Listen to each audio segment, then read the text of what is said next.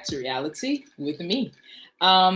So did y'all watch last night's episode of Real Housewives of Atlanta?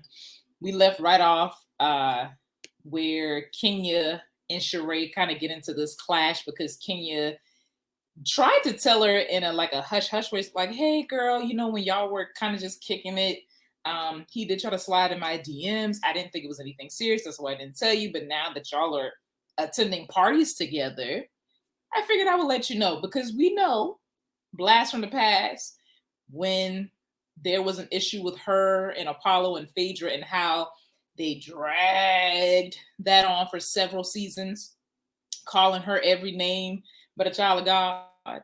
And turns out that wasn't true, right? So I understand her having this kind of like, let me CYA, just in case he tries to make it seem like I was coming on to him or something like that. I get that. So she tries to tell her, but it blows up in her face. Martell, first he says he never even DM'd her. Then he was like, oh, I did DM her. This was in 2020. So we don't really know what he sent her. He probably sent her more than one message, but we'll never know. The world may never know because he deleted it. However, his reaction with insinuating that she's a hoe, basically, and calling her out of her name, I feel like that was an overreaction to what was taking place. And it didn't have to go there. And for Sheree to put in her confessional, like, he told me that from the beginning. I don't believe that, because had he told her from the get-go that he sent Kenya a DM, I feel like from the moment Kenya even brought it up, she would have said, oh yeah, he told me about it, no worries.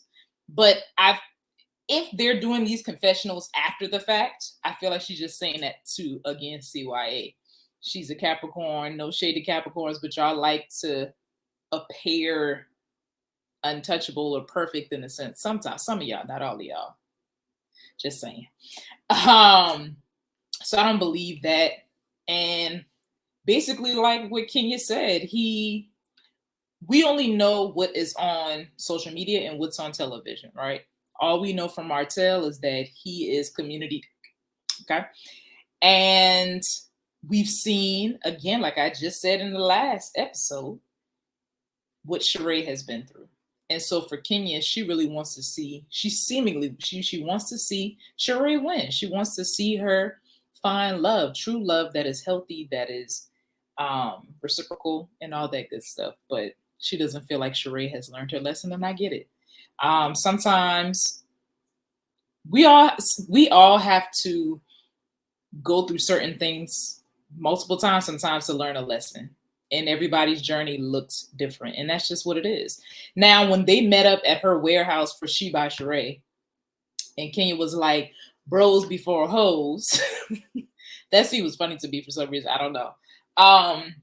Again, I felt like Sheree wasn't understanding Kenya's point of view. She was just there to take up for Martell, and even throwing shade in her confessional once again, talking about Kenya's always shading Black men because she doesn't have one, and calling them aggressive and things like that.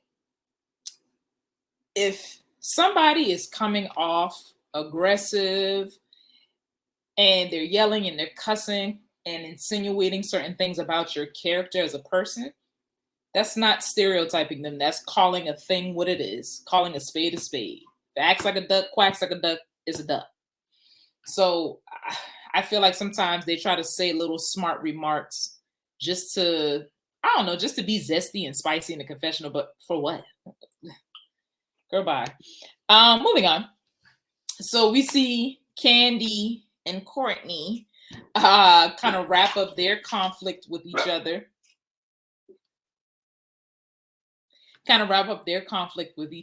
And even again, like I said on the first episode, that was kind of pointless. I feel like Courtney just trying to get her little 15 minutes of fame. And we kind of see a preview of the next episode where she's like, yeah, we had an event and Candy put it on her social media and the whole thing became ghetto. One thing I cannot stand are people who try so hard to distance themselves from what they perceive to be, I'm gonna just say it, too black or too urban or whatever you want to call it. What about Candy is ghetto? What about people coming out to support an event or restaurant is ghetto? If anything, you should be happy that she has that, her presence and her telling people, hey, go support this. Like that many people will come out and do that very thing that she's asking them to do. I don't know Courtney. We don't know Courtney. We don't know her story. I don't know where she comes from. I don't know. I have no idea.